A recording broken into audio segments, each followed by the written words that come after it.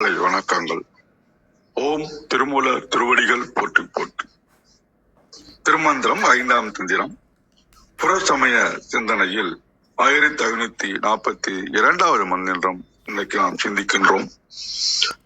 மாதவர்க்கெல்லாம் மாதேவர் பிராணம்பர் நாதமாகி அறியப்படும் நந்தி வேதம் செய்யாதே பிராணென்று கைத்துயில் ஆதியும் மண்ணெறி ஆகி நின்றானே. ரொம்ப ஒரு டெப்தான விஷயத்த, டீப்பான ஒரு பிலாசபி மேட்டரை இந்த இடத்துல உணர்கின்றேன். முதல் வரி பாத்தீங்கன்னா, மாபெரும் தவம் செய்த புண்ணியவான்கள் எல்லாம் உணர்கின்றார்கள் யாரு? தங்கள் தலைவன் சிவன் என்று. இரண்டாவது வரி பார்த்தோம்னா, அப்படி அந்த இறைவனை அவர்கள் அடைவதற்காக யோக பயிற்சி செய்யும் போது தங்க உள்ளத்தில் நாத வடிவமான ஒளியை உணர்வதற்கான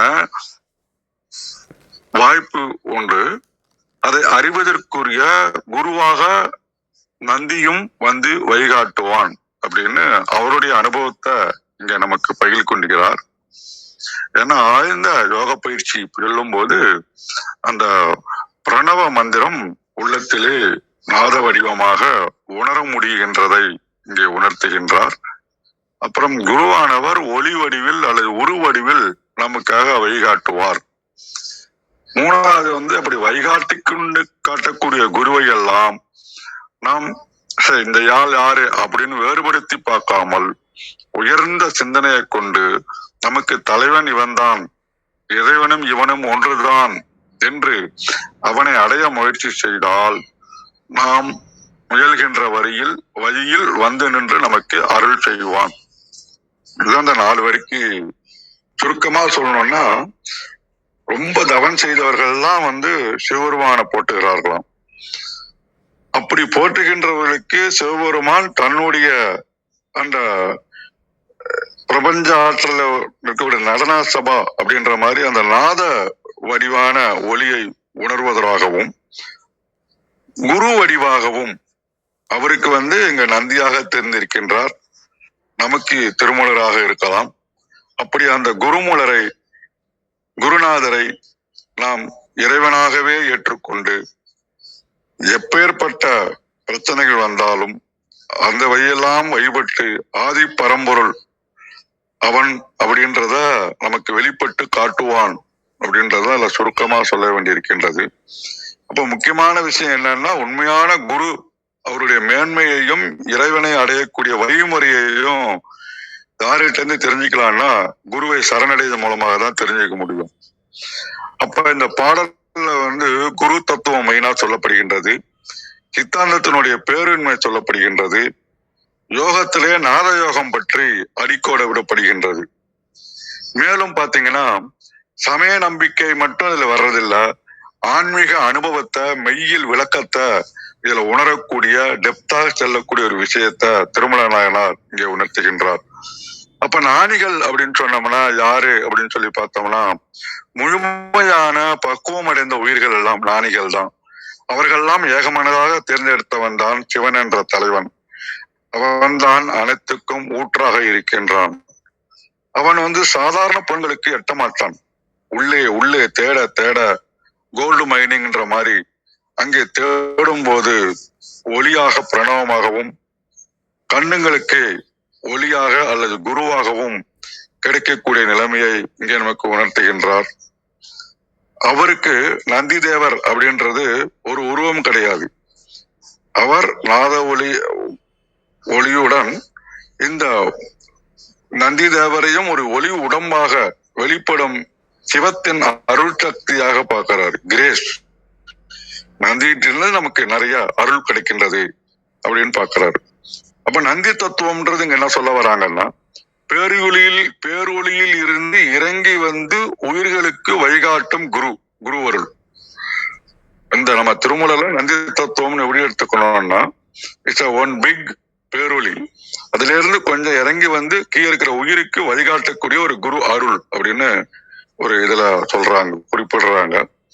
அப்ப நம்ம மொத்தத்துல வந்து சிவம் வேற நந்தி வேற அப்படின்னு பேதம் எல்லாம் பார்க்காம குரு சிவனின் வடிவமாக தான் வந்திருக்கின்றார், அவரை நாம் வணங்க வேண்டும், அது வந்து இறைவனுக்கு வணங்குவதாக சமம் அப்படின்றதுதான் நம்ம சித்தாந்தத்தினுடைய அடிப்படையும். அந்த பேதமே நம்ம காமிக்க கூடாது. ஆன்ம பக்குவம் நம்ம அடைஞ்சிட்டோம்னா அதுல உறுதியா இருந்து அந்த குருவையே மனுஷனா பார்க்காம நாம வந்து ஒரு இறைவனாக சரணடையும் போது நமக்கு சிவத்தை தேடி வெளியில அலைய வேணாம், உள்ளொளியே இருக்கின்ற நாதத்தை கேட்டு ஒளி வடிவாக வெளிவரக்கூடிய குருவை வணங்கி சரணடைந்து அவரிடம் பணிந்தால் ஆதி பரம்பொருளாகிய சரணாகதி மார்க்கத்தின் மூலமாக ஞானத்தை நாம் பெற முடியும் அப்படின்றத உணர்கின்றேன். மிக்க நன்றி. பாருங்கள் ரத்னகுமார். நன்றிங்க, அருமை. திருச்சிற்றம்பலம். திருமூலர் திருவடிகள் போற்றி போற்றி. திருமூலரின் திருமந்திரத்தில் 5ஆம் தந்திரத்தில் 1542 பாடல் பார்த்துக் கொண்டிருக்கிறோம். ஐயாவோட அருமையான ஒரு விளக்கம் கிடைத்தது. நன்றி ஐயா. பாடல் இருக்கின்றது.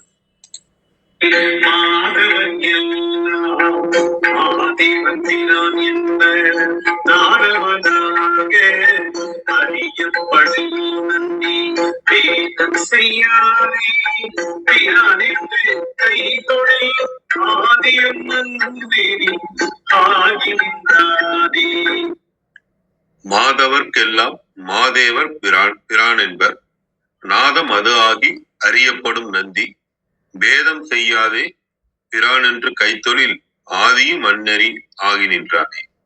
இதன் விளக்கமாக சரவணையா தரத்திலிருந்து, மாபெரும் தவங்களை செய்தவர்கள் அனைவரும் மாபெரும் தேவர்களுக்கெல்லாம் தலைவன் என்று தமக்குள் உணர்ந்த இறைவனை கூறுவார்கள். அந்த இறைவனை சாதகர்கள் தமக்குள் நாத வடிவமாக ஆகி அறியப்படுகின்ற நந்தி எனும் பெயரால் குருநாதனாக இருந்து வழிகாட்டும் போது அவனை வேறு யாராகவும் பிரித்து எண்ணி பார்க்காமல் எமது தலைவன் இவனே என்று எண்ணிக்கொண்டு தம்மால் இயன்ற வழியில் அவனை அடைவதற்கு முயற்சி செய்தால் ஆதி பரம்பொருளாக இருக்கின்ற அந்த இறைவனும் தாங்கள் முயன்ற அந்த வழியாகவே ஆகி நிற்கின்றான் அப்படின்னு இதுல கொடுத்திருக்காங்க. தேவாரம் டாக்டர் பெரிய தவத்தையுடையோர் யாவரும் மகாதேவன் என்பதை தன் பெயராக உடைய சிவனே முதல்வன் என ஒரு படித்தாக கூறுவர். அதனால் அவர் கூறியவாறே அறியப்படுவனாகிய சிவனை சிறிதும் வேறுபடாத அக்கருத்துடன் முதல்வனே என்று அழைத்து கும்பிட்டால் அந்த சிவனும் நன்னெறியாய் நின்று நலம் தருவான். இதன் குறிப்புரையாக, நாதம் தலைமை, பிரான் அண்மை விழி பயனிலை பெயராக கொண்டுரைப்பேன். அது முன்னரே கூறப்பட்டதாதல் அறிக. நந்தியை எனும் 200 தொகுத்தல் பெற்றது. அந்நெறி என்பதை அம்நெறி என பிரித்து பொருள் கூறுக. அம் அழகு நன்று, அந்நெறி என சுட்டாகவே கொள்ளின் தானே பிரானாம் நெறி என உரைக்க. இதனால் சிவநெறி அல்லாதன பலவும் அறியாதார் கொள்ளும் மயக்க நெறியே என்பது கூறப்பட்டது. இதுல கொடுத்துருக்காங்க. இதுல இன்றைய பாடல் பொதுவாக பார்த்துட்டு வர அந்த குருவை நாம எப்படி நாம பாக்குறோம், நம்ம ஒரு குருவை ஏத்துக்கிறோம் அப்படிங்கிறத பத்தி சொல்லிட்டு இருக்கும்போது எனக்கு ஒரு கேள்வி வருது. இப்ப நம்ம இந்த இதுல இதுல இருக்கிற பாப்பா வள்ளலார் ஆகட்டும், இதா இருக்கட்டும், நம்ம அவங்களெல்லாம் நம்ம ஒரு குருவா எடுத்துக்கிட்டு கும்பிடுறோம், நம்ம குரு பூஜை செய்யறோம், அதெல்லாம் பண்றோம். பட் அவங்களோட இதுல நான் தான் இறைவன் அப்படின்னு அவங்க யாரும் சொல்லி இது பண்ணல. இறைவனையான வழியை காமிச்சு அவங்க சொல்லியிருக்காங்க. இந்த மாதிரி நம்ம பாக்குறோம். இப்ப நீங்க இந்த வலைத்தளங்கள் இதெல்லாம் பார்த்தோம்னா, இப்ப நம்ம சாய்பாபாவோட சாய்பாபாவை இறைவனாவே நீ எந்த சாமி கும்பிடுறியோ அந்த இறைவனாகவே நீ மாறி காட்சி கொடுத்தாரு அப்படின்னு சொல்லி பாக்குறாங்க. நம்ம இப்ப இந்த சமயங்கள்ல ஒரு ஈடுபாடா இருக்கிறவங்க அது ரொம்ப தப்பு, நீங்க அதை அப்படி பண்ணக்கூடாது அப்படின்னு ஒரு இதை இப்ப நிறைய சமூக வலைத்தளங்கள் அதை பத்தி ஒரு கான்ட்ரவர்சியாவே போயிட்டு இருக்கு. இந்த பாடல் அதை எனக்கு உணர்த்துறதா, அது எப்படி சொல்றது, குருவா பாருங்க, இந்த குரு வழியா நீங்க இறைவன் அடையலாம் அப்படின்னு இதுல சொல்ற மாதிரி இருக்கு. அதுக்கு சப்போர்ட்டா இருக்கிற மாதிரி இருக்கு. இதுக்கான கருத்துக்கள் வருவார்கள் தங்கள் கருத்துக்களை கூறலாம். நன்றி அனைவருக்கும். ஆமா கௌரி அம்மா, வணக்கம் அம்மா, வாருங்கள். நன்றிங்க. நல்ல விளக்கங்கள் நிறைய அழகேசன் ஐயாட்டும் நீங்களும் நிறைய விளக்கங்கள் கொடுத்தீங்க. மிக்க நன்றி. அனைவருக்கும் அன்பு வணக்கம். ஓம் நந்தியம்பெருமான் திருவடி போற்றி. ஓம் திருமூலர் திருவடி போற்றி. ஓம் நம சிவாய. திருமந்திரம் 1542. மாதவர் எல்லாம் மாதேவன் பிரான் என்பர். நாதமதாக அறியப்படும் நந்தி பேதம் செய்யாதே பிறன் என்று கைத்தொழில் ஆதியும் அந்நெறி ஆகி நின்றானே. Translation. The great ascetics praise the Lord as the greatest. He is known as the primal sound, the Nada. Worship him as the Lord without making distinctions. He reveals himself as you please. அப்படின்னு கொடுத்துருக்காங்க. இந்த பாடல் நான் ஒரு தியான பாடல் மாதிரி தான் பார்க்குறேன். குருவாக பார்க்குற பார்வை மிக அருமை. நான் பார்க்குற பார்வை கொஞ்சம் வேறுபடுது. இதையும் பார்க்கலாம். நன்றி. மாதவர் எல்லாம் மாதேவன் பிரான் என்பர். மாதவம் புரிகிறவங்க எல்லாம். ஏன்னா நம்ம புற சமய நிந்தனை பண்ணி சொல்லிட்டு இருக்கோம். புற சடங்குகளை இது பண்ணாதீங்க, அகத்துக்கு திரும்பணும், இறைவன் உங்களுக்குள்ள தான் இருக்கிறாரு, உங்களுக்குள்ள இருக்கிற இறைவனை பற்றி கொண்டு இந்த பிறப்புல இருந்து நம்ம வெளில வரணுங்கிறது தான் நமக்கு சொல்லிக்கிட்டே வராங்க. அதனால மாதவம் புரிஞ்சவங்களால தான் அந்த மாதேவனை உணர முடியும். அந்த தவத்துக்கு நீங்க உள்ள வரணும். அப்பதான் நீங்க இறைவனை பார்க்க முடியும், உணர முடியும். அவர்தான் பிரான், அவர்தான் இறைவன் சொல்றாங்க மாதவம் புரிஞ்சவங்க எல்லாம் அப்படின்னு சொல்றாங்க. அப்ப நம்மளும் நமக்குள்ள இருக்கிற மாதேவனை நம்ம இறைவனாக நாமளும் உணரணும். நாதமதாக அறியப்படும் நந்தி. நாதம்னா இப்ப சவுண்ட், அதிர்வலைகள்னு சொல்லலாம். இதெல்லாம் சரியான வார்த்தையான்னு தெரியல. நான் எனக்கு தோன்றதை சொல்றேன். தவறா இருந்தா மன்னிக்கலாம், இல்லை திருத்தலாம். இப்போ நமக்கு இப்போ எண்ணங்களால சூழ்ந்துட்டு இருக்கோம். இப்போ நம்ம நந்தி தேவரோட அருள் பெற்ற பிறகுதான் நம்ம மனமற்ற நிலைக்கு போக முடியும். அந்த மனம்னு ஒண்ணு நம்ம கையில இருக்கு. அந்த ஈகோவும் மனமும் இருக்கு இல்லையா? அது இருக்கிற வரைக்கும் நம்மளோட அதிர்வலைகள் அதுக்கு தகுந்த மாதிரி இருக்கும். இப்ப நான் என்னோட எண்ணம் எப்படி இருக்கு, என்னோட உணர்ச்சி எப்படி இருக்கு, நான் எதை சிந்திக்கிறேன், இதை பொறுத்து என்னோட அதிர்வலைகள் இருக்கும். வைப்ரேஷன், என்னோட வைப்ரேஷன் எப்படி இருக்கும்னா, நான் நல்லதை நினைச்சிட்டு இருக்கேன்னா நல்ல வைப்ரேஷன்ல இருப்பேன், அன்பு நினைச்சிட்டு இருக்கேன்னா அன்புல இருப்பேன், கோவத்துல இருக்கேன்னா கோவத்துல இருக்கேன். இதுக்கு தகுந்த மாதிரி நான் எதை ஈர்க்கிறேனோ அதை ஈர்ப்பேன். அந்த மாதிரி என்னோட வைப்ரேஷனை பசுவா இருக்கிறப்ப நம்ம அப்படிதான் இருப்போம். நம்ம எதை மனதுல ஓடிக்கிட்டு இருக்கோ அதுக்கு தகுந்தமான வைப்ரேஷன் நம்ம பிரபஞ்சத்துக்கு அனுப்பிச்சுக்கிட்டே இருப்போம். அது நமக்கு திரும்ப வந்துகிட்டே இருக்கும். நம்ம என்ன கொடுக்குறோமோ அது நமக்கு திரும்ப வந்துகிட்டே இருக்கும். அது நம்ம என்ன எண்ணங்களை நம்ம பிரபஞ்சத்துக்கு கொடுக்குறோமோ அந்த வைப்ரேஷனை தான் நம்மளும் திரும்ப ரிசீவ் பண்றதும் நம்ம அதை தான் பண்ணிட்டு இருப்போம். இப்போ இந்த நாதம்ங்கிறது வைப்ரேஷன் இல்லை. இந்த நாதம்ங்கிறது அந்த எண்ணமே இல்லாத ஒரிஜினல் அதிர்வலைகள் இருக்கு இல்லையா? இறைவனோட அதிர்வலைகள். அதாவது அந்த இடத்துல மனம்ன்ற ஒரு விஷயம் இல்லை. வெறும் நாதம் மட்டும்தான் இருக்கு. வைப்ரேஷன் ஒரு 10 அப்படின்னு சொன்னா நாதம் 0.1 சொல்லலாம், இல்லை 0னே சொல்லலாம். அந்த அதிர்வலைகள் வெறும் மனமே இல்லாத அதிர்வலைகள், ஒண்ணும் இல்லாத அதிர்வலைகள். ஏன்னா மனம் அடங்கிய நிலையில இருக்கிற வைப்ரேஷன் தான் நாதம். அந்த நாதத்துல நம்ம இருக்கும்போது நாதமதாக அறியப்படும் நந்தி. அந்த நிலையில நம்ம பசுவாக இருக்க மாட்டோம். நந்தி அருள் பெற்று மனம் அமைதியான நிலையில இருக்கிறது தான் நாதம். எப்படி பசு எண்ணங்களோட இருந்தா நம்ம பசு, அவ்வளவுதான். மனதை பிடிச்சிக்கிட்டு ஈகோவை பிடிச்சிட்டு இருந்தா நம்ம பசு. அந்த அந்த எண்ணங்களை விட்டு மனதை ஒடுக்கி நம்மளோட வைப்ரேஷனை நாதமாக ஆக்கி நம்ம நிக்கிறோம் அப்படின்னாலே நம்ம நந்தியோட அருள்ல நிக்கிறோம், நந்தியாகவே நிக்கிறோம்.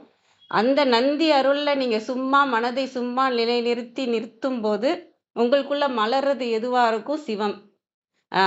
விழிப்புணர்வாக நமக்குள்ள அப்படியே மலருவாங்க. இது இதுதான் நம்ம தியானத்துல நிறைய நிறைய முறைகள் இருக்கு இல்லையா? இது ஒரு டெக்னிக்கா சொல்றதா நான் பார்க்குறேன். இப்ப எப்படி இந்த மூச்ச கவனிக்கிறது, கவனத்த கொண்டு வந்து நம்ம வந்து ம் அ அ தியானத்துக்கு ட்ரை பண்றது, ஒரு மந்திரம் சொல்லி தியானத்துக்கு நம்மள மனச அடக்குறது, பிராணாயாமம் பண்ணி மனச அடக்குறது, அந்த மாரி நெறைய விஷயங்கள், நெறைய முறைகள் இருக்கு இல்லையா? இந்த முறையில இப்ப வந்து நம்ம புறச்சடங்கு பண்ணாதீங்க, உள்ளுக்குள்ள இருக்க இறைவன பாருங்கன்னு சொல்லிக்கிட்டே வராங்க. அப்ப நான் எப்படி பார்க்கறது? நான் எப்படி உணர்றது? அப்படின்னு நம்ம கேள்வி வரும் இல்லையா? நமக்கு பிராக்டிகலா சொல்லி தரணும். நம்ம அனுபவத்துக்கும் அத கொண்டு வரணும் இல்லையா? அதுக்காக இத சொல்றதா நான் பார்க்குறேன். அந்த நாதத்துல போய் நீங்க ஒடுங்குங்க. நாதத்துல அந்த எண்ணமற்ற நிலையில அந்த நந்தியாக அறியப்படுறது அந்த நாதம் தான். எண்ணமற்ற நிலையில இருக்கிறதே நந்தி தான். அத பேதம் செய்யாதே பிரான் என்று கைத்தொழில். அத பேதம் இதுதான் இறைவனான்லாம் நீங்க யோசிக்க தேவையில்ல. நான் எண்ணமில்லாம இருந்தாலே அந்த இடத்துல இறைவன் தானன்னு யோசிக்க தேவையில்ல. அதையே கைத்தொழிலாக, அதையே பிரதானமாக கைக்கொண்டு, அந்த இடத்தையே எண்ணமற்ற நந்தி நிலையவே பிரதானமாக கைக்கொண்டு, அந்த அருளையே பற்றிக் கொண்டு இருக்க, உங்களுக்குள்ள வந்து ஆதியும் அந்நெறி ஆகி நின்றானே. ஆதியாக இருக்கிற சிவம், அதுல வந்து நீங்க எப்ப வந்து மனமற்ற நிலையிலே அதிலேயே நம்ம நிலைத்து நிற்கிறோமோ, அப்ப வந்து நமக்குள்ள மலர்றது எதுவாக மலரும்னா, விழிப்புணர்வாக தான் மலரும். முருகர் சொன்ன மாரி தான், சொல்லற சும்மா இரு. மனதுல ஒண்ணும் இல்லாம நம்ம சும்மா இருக்கிறது. அதுதான் நந்தி. நம்ம சும்மா இருக்கிறதுனாலே அதுல சிவத்துல தான் இருப்போம். அ அது நம்ம உணர்றதுக்கு வர்றது தான் அந்த விழிப்புணர்வாக நம்ம உணர்றது. நம்ம அந்த கேலண்டர் பார்த்த மாரி தான். மேல இருக்க எழுத்துக்கள பற்றிக் கொண்டு இல்லாம, நம்ம அதுக்கு பின்னாடி இருக்க அந்த பேப்பர வந்து அந்த எழுத்துக்கள்ல இருந்து நீங்கி அந்த பேப்பர பற்றிக் கொண்டே இருக்கிறப்ப, அது வந்து நீங்க அந்த எழுத்த விட்டு வெளில வந்தாலே அந்த பேப்பர் தான் இருக்கும். அங்க தான் நம்ம வந்து சிவத்துல தான் ஒடுங்குறோமே. அவ்வாறு நம்ம ஒடுங்கி நிற்க நிற்க அந்த பாதையாகவே ஆதியும் அந்நெறியாகவே அந்த நம்ம சிவத்தையே பற்றிக்கொண்டு சிவத்தையே நம்ம அடையிறோம். பாதையும் அவர்தான், நம்ம பற்றிக்கொண்டு இருக்கிறதும் அவர்தான். அந்த நிலைக்கு வருவோம். அ அப்படின்னு அந்த ஒரு டெக்னிக் சொல்லிக் குடுக்கிறதா நான் பார்க்குறேன். நான் இன்னைக்கு இத வந்து பிராக்டிகலா செஞ்சும் பார்த்தேன். நம்ம அ நீங்களும் கூட செஞ்சு பார்க்கலாம். இப்ப நீங்க எந்தெந்த முறையில வேணாலும் ஆம் தியானம் பண்ணுவீங்க. இந்த முறையும் நம்ம வந்து செஞ்சு பார்க்கலாம். நான் செஞ்சு பார்த்தேன். நல்லா இருந்தது. வேணா நான் இப்ப சொல்றேன். அப்படியே நீங்க கண்ண மூடி வேணா அ ஃபீல் பண்ணி பார்க்கலாம். கண்ண மூடிக்கோங்க. ஓம் நம சிவாய. இறைவன் அருளால என்னோட மனம் அமைதியாக இருக்கிறது.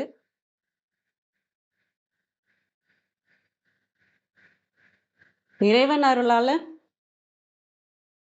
என்னால என்னோட எண்ணங்கள கவனிக்க முடியுது.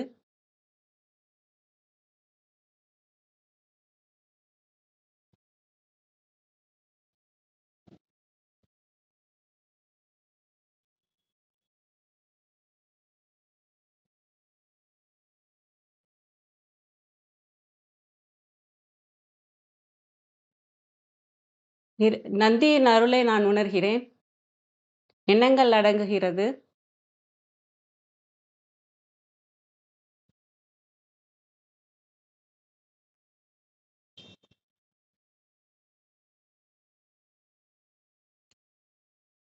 திரும்பவும் நான் எண்ணங்களை கவனிக்கிறேன்.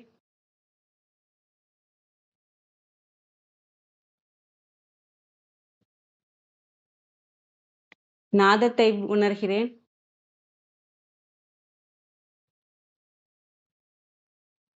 மனம் அமைதியாக இருக்கிறது.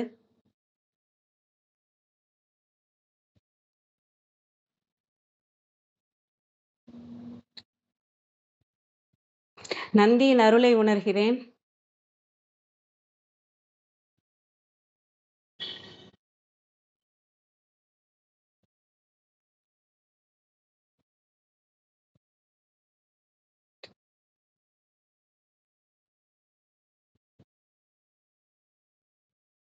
நந்தி சிவத்திலேயே நிலைத்து நிற்கிறது.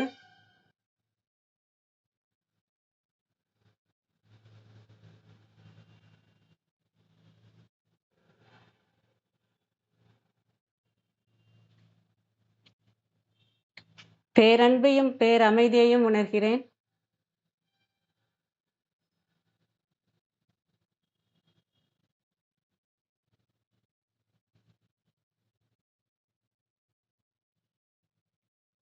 ஓம் நந்தியம்பெருமான் திருவடி சரணம்.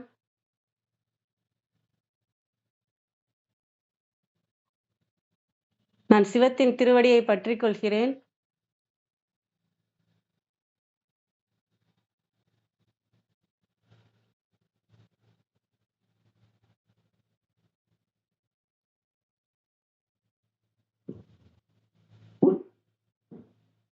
நன்றி இறைவனே. ஓம் நம சிவாய. அனைவருக்கும் நன்றி. இது பண்ணி பார்த்தா நல்லா இருந்துச்சு. உங்களுக்கும் இது வேற மெத்தட்ல நீங்க ட்ரை பண்ணலாம். இந்த இது ரொம்ப நல்ல ஃபீல் இருந்துச்சு. அதுக்காக அதையும் நான் பகிர்ந்துக்கிட்டேன். அனைவருக்கும் நன்றி. வாங்க தியாகராஜன் ஐயா, வணக்கம் ஐயா. இறைவா, மிக்க மகிழ்ச்சிமா. ஒரு நிமிடத்துக்குள்ள இறைவனை உணர வைத்த உங்கள் அன்புக்கு நன்றி.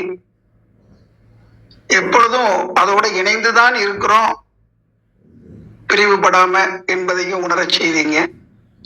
இமைப்பொழுதும் என் நெஞ்சில் நீங்காதான் தாழ்வாழ்க, நமச்சிவாய வாழ்க, நாதன் தாழ்வாழ்க, இமைப்பொழுதும் என் நெஞ்சில் நீங்காதான் தாழ்வாழ்க, குருவே துணை, சத்குருவே துணை.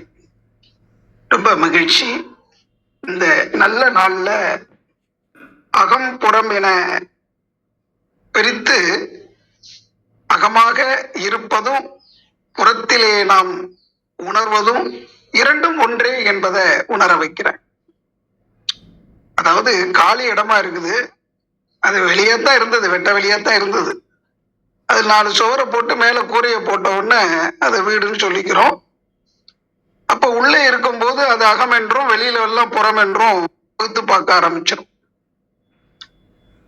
ஒரு எல்லை கட்டின ஒண்ணுதான் அந்த அகம் புறம் என்பது வருது. ஆனா எல்லை இல்லாத தன்மையில அகம் புறம் என்பது அங்கே இருந்ததா? ஒன்றுதான். தெய்வ நிலையையும் புறத்தையும் பார்க்கறாங்க, அகத்தையும் பார்க்கறாங்க. அகமும் புறமும் ஒன்றுதான்றதையும் பிறகு உணர்றாங்க.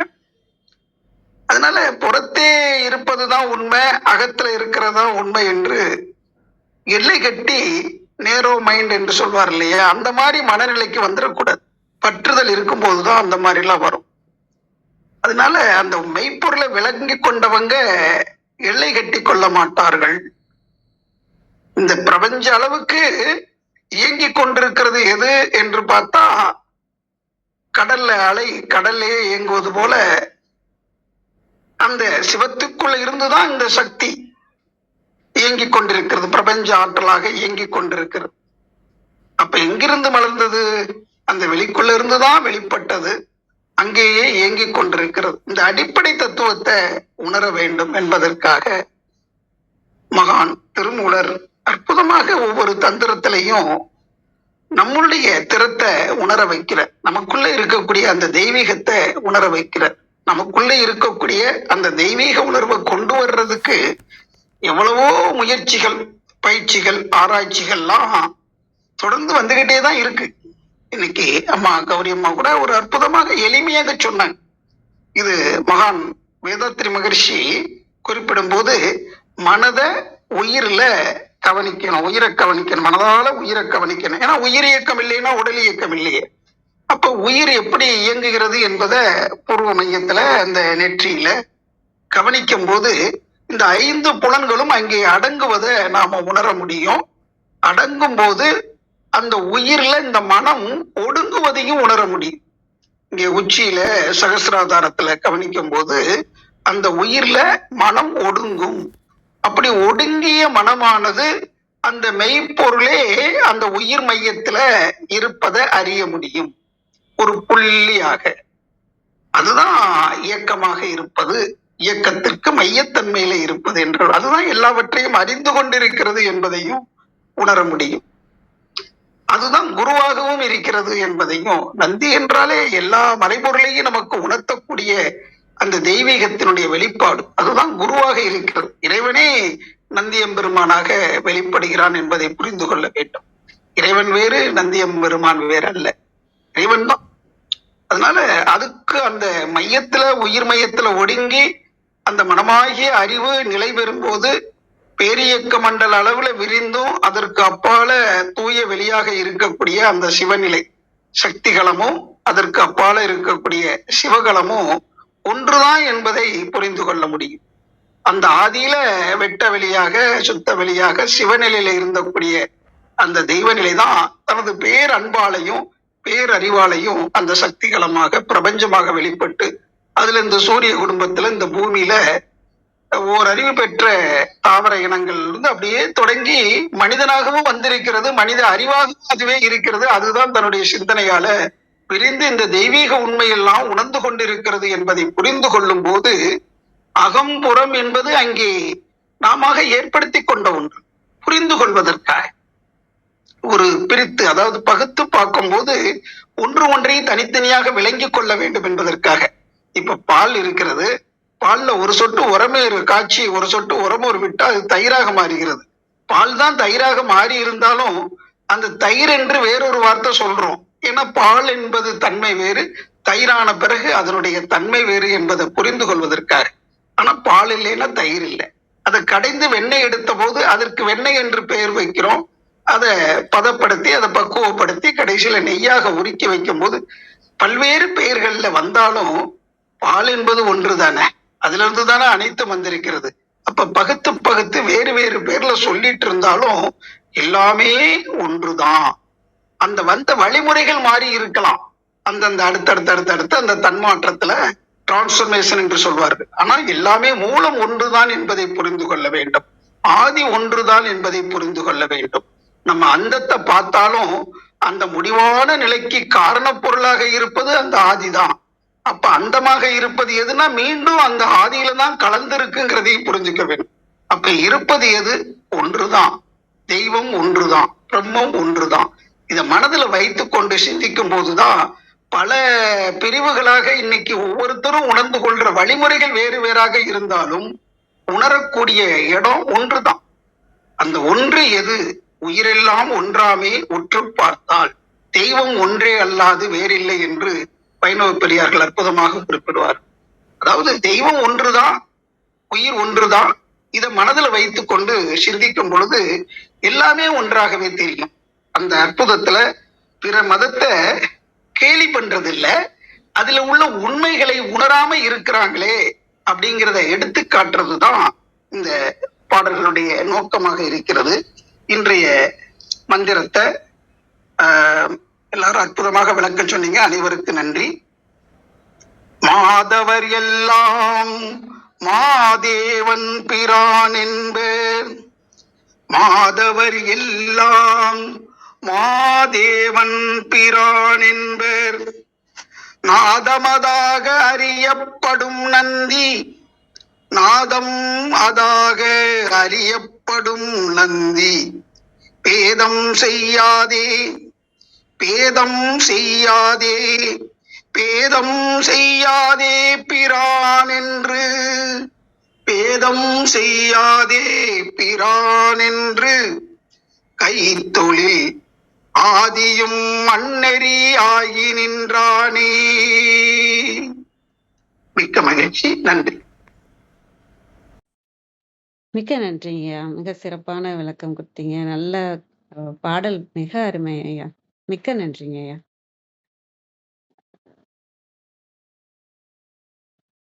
கிருத்திகா அம்மா,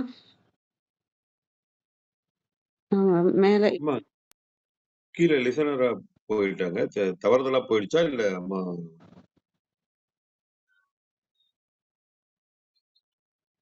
சரி, விந்தியாம்மா நீங்க வாங்கம்மா. அனைவருக்கும் வணக்கம்.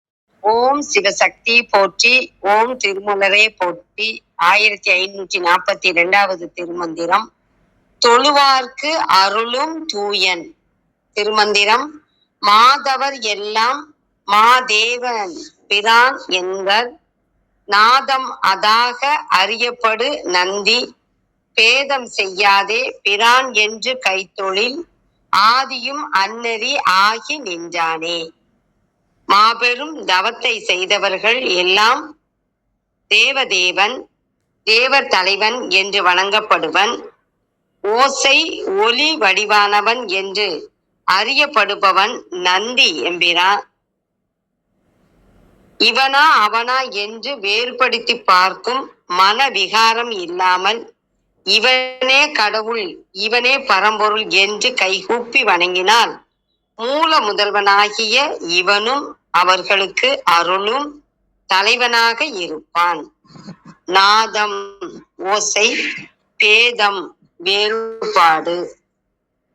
கழக வெளியீட்டில் இறப்பில் பெரும் தவத்தோரெல்லாம் மாதேவனாகிய சிவபெருமானே முழு முதல்வன் என்பர்.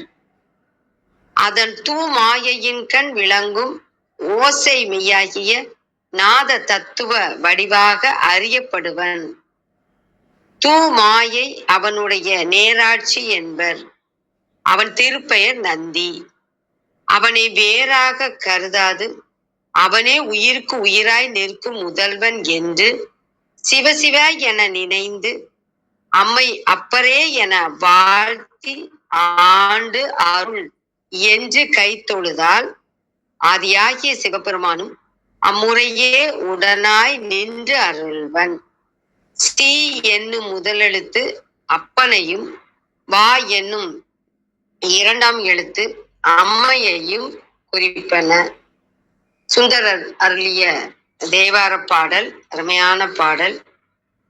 கரையும் கடலும் மலையும் காலையும் மாலையும் எல்லாம் உரையில் வரவி வருவான் ஒருவன் ருத்ரலோகன் வரையின் மடமகள் கேள்வன் வானவர் தானவர்க்கு எல்லாம் அரையன் இருப்பதும் ஆரூர் அவர் எம்மையும் ஆழ்வரோ கேளீர்.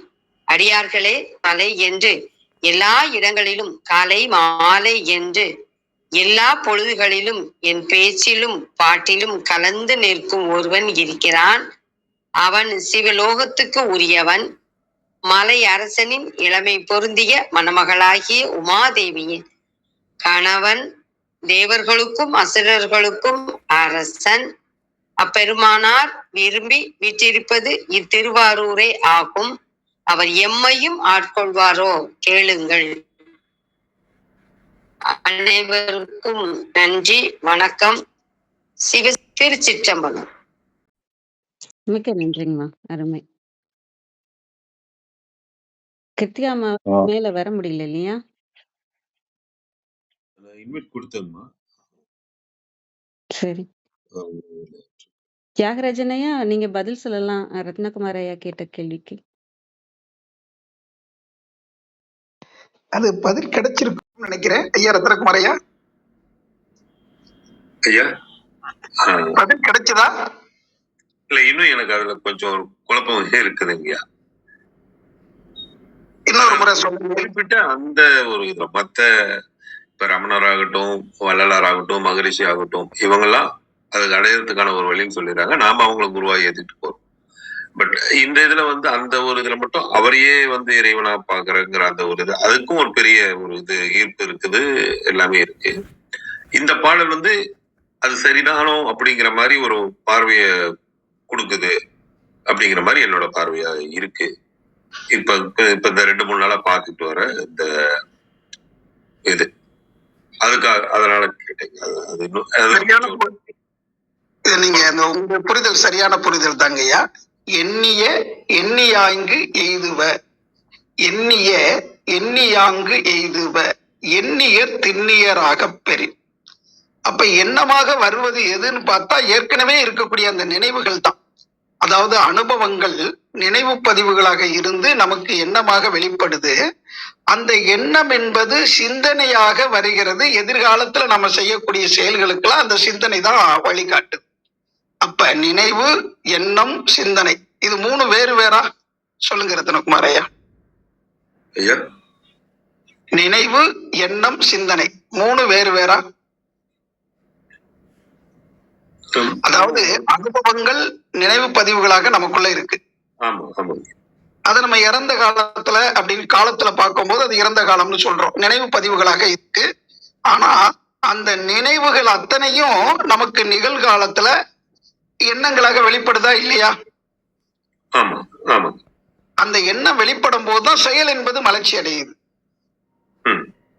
அப்ப அந்த செயல் மலர்ச்சி அடையும் போது ஏற்கனவே இருந்த அந்த அனுபவ பதிவுகள் இதை இப்படி செய்யலாம் அல்லது இது செய்யக்கூடாது அப்படிங்கிறதும் சிந்தனையாக மலர்ச்சி வருமா வராதா? அதாவது பல எண்ணங்களோட தொடர்பு கொண்டு இந்த எண்ணத்தை செயல்படுத்தினா இன்ன விளைவு வரும், இதை செயல்படுத்தினா இன்ன விளைவு வரும்னு ஒரு சிந்தனை வருதா இல்லையா?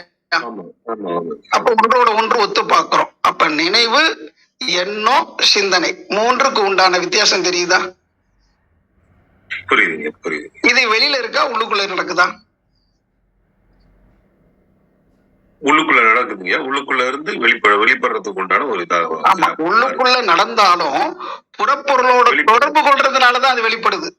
வெளிப்பாடு. ஆமா. இப்ப ரத்தனகுமார் ஐயாவை பார்த்ததுனால உடனே உங்களை பற்றிய சிந்தனை வரும். நீங்க இந்த கேள்வி கேட்கறதுனால எனக்குள்ள இருந்து இந்த நினைவலைகள் வந்து இப்ப எண்ணமாக வெளிப்பட்டு இப்படி சொல்லலாமா இப்படி சொல்லக்கூடாதா அப்படிங்கிற மாதிரி அந்த கேள்விகள் கேட்டுக்கொண்டு எதை சொல்லணும் எதை சொல்லக்கூடாதுன்றது வருதா இல்லையா? ஆமா ஆமா ஆமா. இதே போல ஒவ்வொரு ஞானிகளுமே உள்ளுக்குள்ள கேள்வி கேட்டுக்கொண்டாங்க.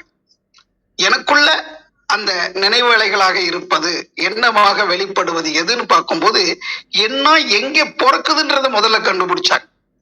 எண்ணத்தின் பிறப்பிடம் எது என்பதை கண்டுபிடிச்சாங்க. அப்ப நினைவுகளாக இருக்கக்கூடிய அந்த அனுபவ பதிவுகள் இல்லைன்னா அது வெளிப்படாது. அப்ப அந்த அனுபவ பதிவுகள் எங்கே ரெக்கார்ட் ஆகுது? இப்ப கம்ப்யூட்டர்ல வந்து ப்ராசஸர்ல அதாவது சிப்ல போய் பதிவாகுது. அது சிப்பு இல்லைன்னா ரெக்கார்டு இல்லைன்னா திரும்ப ரீகால் பண்ணி பார்க்க முடியுமா? முடியாது. அப்ப எல்லாம் எங்கே ரெக்கார்ட் ஆகுதுன்னு பார்த்தா கம்ப்யூட்டர் சிப்பு மாதிரி நமக்குள்ள உள்ளம் என்ற ஒரு தன்மையில அதை ஜெனட்டிக் சென்டர்னு சொல்றாங்க. அது கருமையம் என்று தமிழ்ல சொல்றாங்க. எல்லாத்துக்கும் மூலக்கருவாக அந்த கம்ப்யூட்டர் சிப் மாதிரி எல்லாம் அங்கேதான் ரெக்கார்ட் ஆகுது. அதைத்தான் உள்ளம் என்ற ஒரு வார்த்தையில உள்ளமைந்த அந்த ஆற்றல் நிலையில அந்த அறிவுல தான் எல்லாமே பதியுது. அது பிரபஞ்சம் முழுவதும் இருக்கக்கூடிய அந்த ஆற்றலோட அதற்கு அப்பால இருக்கக்கூடிய தன்மையோட தொடர்பு கொண்டே தான் இருக்குது. அந்த இறை தொடர்பு இல்லைன்னா நம்மளுடைய இயக்கம் இல்லை. வெளியில காத்து இருக்கிறதுனாலதான் நம்மளால சுவாசிக்க முடியுது. அதே மாதிரி வெளியில இருக்கக்கூடிய அந்த கிளைமேட்ல எத்தனை டிகிரி சென்டிகிரேட் இருக்கோ அதே அளவு நம்ம உடம்புக்குள்ளேயே அந்த டெம்பரேச்சர் அதாவது தகவமைப்பு என்ற ஒரே தன்மையில இருக்கணும். அது கூடுனாலும் குறைஞ்சாலும் உடம்புக்கு ஊறு விளைவிக்கும். அதே மாதிரி வெளியில இருக்கக்கூடிய ஆற்றலும் உள்ளுக்குள்ள இருக்கக்கூடிய ஆற்றலும் ஒன்றோட ஒன்று உட்கலந்தே இருக்குது. வெளியில வந்து ஆகாசம் என்று சொல்லக்கூடிய அந்த விண்ணாற்றல் தான் நமக்குள்ள உயிராற்றலாகவும் இருக்குது அப்படிங்கிறத புரிந்து கொள்ளணும். இப்ப இங்க அகம்புறம்னு இங்க பிரிச்சு பார்க்க முடியுதா? வெளியில சொல்லும் போது நம்ம என்ன சொல்றோம், அத விண் என்ற ஆகாச ஆற்றலா சொல்றோம். நமக்குள்ள பார்க்கும்போது அது உயிராற்றல்னு சொல்றோம். அதாவது இடத்துக்கு தகுந்தாப்புல பெயர் மாற்றம் அடையுதே தவிர ஆற்றல் என்பது ஒன்றுதான். அதனால அவரவர்கள் அந்த உணர்வாக பெறும்போது ஒவ்வொருவருக்கும் ஒவ்வொரு மாதிரி தெரிந்தாலும் அது அவருக்கு உணர்வுக்கு வருது. அந்த அறிவு கால சூழலுக்கு ஏத்தாப்புல அந்தந்த தன்மைக்கு ஏத்தாப்புல அவங்களுடைய இயல்புக்கு தகுந்தாப்புல வரும். ஆனா வெளிப்படக்கூடிய அந்த மெய்ப்பொருள் என்பது ஒன்றுதான். அந்த மெய்ப்பொருள் அவங்க எப்படி நினைக்கிறாங்களோ அப்படி காட்சிக்கு வரும். அந்த நினைவுக்கு தகுந்தவாறு எண்ணமாக வெளிப்படுது. எண்ணம் என்பது சொல்லாக செயலாக வெளிப்படுகிறது. ஆனா உண்மை என்பது ஒன்றுதான். ஒரே உண்மையை ஒவ்வொருத்தரும் ஒவ்வொரு மாதிரி சொல்றாங்க அவர்கள் உணர்வுல. நாமும் அந்த உண்மையை உணர்ந்திருந்தோம்னா அவங்க சொல்லும் போது ஓ இதைத்தான் சொல்றாங்க அப்படிங்கிறத புரிந்து கொள்ளலாம். அப்ப ஒண்ணுமே தெரியாம இருக்கிறவங்க யாராவது ஒருத்தரை பிடித்துக்கொண்டு அவர் எப்படி அறிந்தாரோ அப்படியே அவர் அருளாலே அவர் தாள் வழங்கி என்ற மாதிரி அவருடைய குருவினுடைய தாள் வழங்கி அவர் எந்த வழிமுறைகளை உணர்ந்தாரோ அப்படியே ஃபாலோ பண்ணா அவர் எப்படி உணர்ந்தாரோ அப்படியே நாமளும் அனுபவிக்க முடியும். இல்லைன்னா சும்மா இருந்தா கூட அது கிடைக்கும். அதனால ஆனா அடையக்கூடிய இடம் ஒன்றுதான். அடைந்தவர்கள் வழிகாட்டும் போது அவரை புடிச்சுக்கிட்டோம்னா அது அடைந்த பிறகு யாரு எதை சொன்னாலும் ஓ அவங்களும் இதைத்தான் சொல்றாங்க அப்படிங்கிறது அப்பதான் புரியும். அதாவது மெய்ப்பொருளை உணராத வரைக்கும் அவன் இப்படி வேற வழியில வர்றானே. அதாவது இப்ப ரோட்ல போகும்போது கார்ல போறாங்க, பஸ்ல போறாங்க, ட்ரெயின்ல போறாங்க. எல்லாருமே மதுரைக்கு போகணும்னு நினைக்கிறோம். ஒவ்வொருத்தரும் ஒவ்வொரு வண்டியில வர்றாங்க. சைக்கிள்ல கூட சிலர் வர்றாங்க, சிலர் பாத யாத்திரையா நடந்து கூட போவாங்க. ஆனா யாரு எப்படி வந்தாலும் அடையக்கூடிய இடம் ஒண்ணு. அவன் இப்படி வர்றானே, அவன் ஏரோப்ளான்ல வர்றானே, இவன் ட்ரெயின்ல வர்றானே, எப்படி வேணாலும் வந்துட்டு போறான்.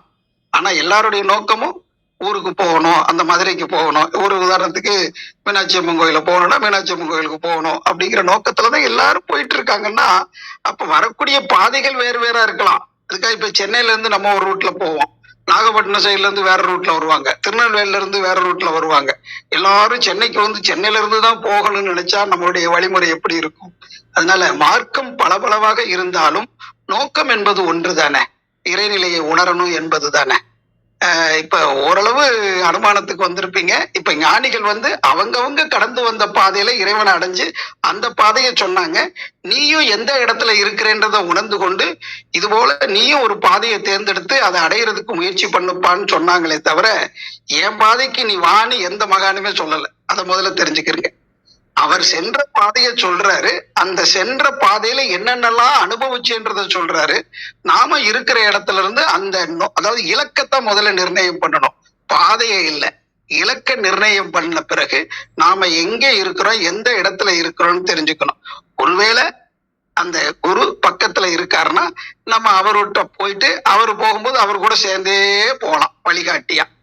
நமக்கு வாய்ப்பு இருக்கு. இப்ப நார்த் சைடு போகணும்னு வச்சுக்கிறோங்க, இந்த தமிழ்நாட்டுல எங்க இருந்தாலும் சென்னையில வந்துட்டு சென்னையில இருந்து ஒரே வண்டியில போகலாம். அந்த மாதிரி ஒரு மையத்தை தேர்ந்தெடுத்து குருமார்கள் கூப்பிடுறாங்க, எல்லாரும் வாங்க இந்த இடத்துக்கு, இங்க இருந்து நம்ம பயணப்படுவோம் அப்படின்னா அந்த மாதிரி எல்லாருக்கும் பொதுவான ஒரு வழிமுறையை நெறிமுறையை ஒருத்தர் காட்டுறாருன்னா நிச்சயமாக அந்த வழி நல்வழியாகத்தான் இருக்கும். நோக்கத்தை நம்ம மனசுல வச்சிருந்தோம்னா, அடையக்கூடிய இலக்கு என்னன்னு தெரிஞ்சிருந்தா அந்த இலக்கை நோக்கி தான் கூட்டிட்டு போறாரா அப்படிங்கறது தெரிஞ்சுக்கணும். அதனால அறியாமையில இருக்கிறவங்க தான் வழிகாட்டுவாங்க. அதனால ரொம்ப கவனமா இருக்கணும். வழிமுறை நெறிமுறை மாறி போயிடக்கூடாது. நம்ம கிழக்க போறதுக்கு பதிலாக மேற்க போயிட்டோம்னா அப்புறம் 360 டிகிரி சுத்தி தான் வரணும். எவ்வளவு காலதாமதம் ஆகும் பாருங்க. 10 அடியில இருக்கக்கூடிய ஒரு இடத்தை அடையிறதுக்கு கிழக்க அப்படியே மேற்க திரும்பினோம்னா எவ்வளவு வரும்? 25,000 மைல் சுத்திட்டு தான் வரணும் அந்த இடத்துக்கு வர்றதுக்கு. அதனால திசை மாறி போயிடக்கூடாது. அதுக்குதான் சரியான வழிகாட்டியாக நம்ம குருமார்கள் இருக்கிறாங்க. நெறிகளை அதாவது வழிமுறைகளை காட்டுறது. வெளியில வந்து வழின்னு சொல்றோம், நமக்குள்ள பார்க்கும்போது அது நெறின்னு சொல்றோம், அவ்வளவுதான். அதாவது மனதுக்கு ஒரு நெறி, கற்பு நெறி, ஒழுக்க நெறி இப்படி எல்லாம் சொல்றோம் இல்லையா? அது அகத்துல நம்ம அந்த சொல்லும் போது அது வழிமுறை தான். ஆனா அந்த வார்த்தை வந்து நெறிமுறை அப்படின்னு சொல்றாங்க. ஒவ்வொருத்தரும் ஒரு நெறிமுறைகளை கடைபிடிக்கிறாங்க. அந்த நெறிமுறை ஒண்ணு கற்பு நெறி, ஒழுக்க நெறி, இதனுடைய சம்பந்தமாகத்தான் இருக்கும். புறப்பொருளோட தொடர்பு கொள்ளும் போது, நபரோட தொடர்பு கொள்ளும் போது இந்த ஒழுக்க நெறிகளும் கற்பு நெறியும் மிக மிக அவசியம். அப்பதான் நாம விரும்பின அந்த இலக்கை அடைய முடியும். நன்றி நன்றி, வாழ்த்துக்கள். ஓரளவு தெளிவா இருக்க. எனக்கு எதென்ன பேசுறேன் எனக்கு ஞாபகத்துல இல்ல. ரொம்ப நன்றிங்க, அருமை அருமைங்க, நன்றிங்க, நன்றி தியாகராஜன்.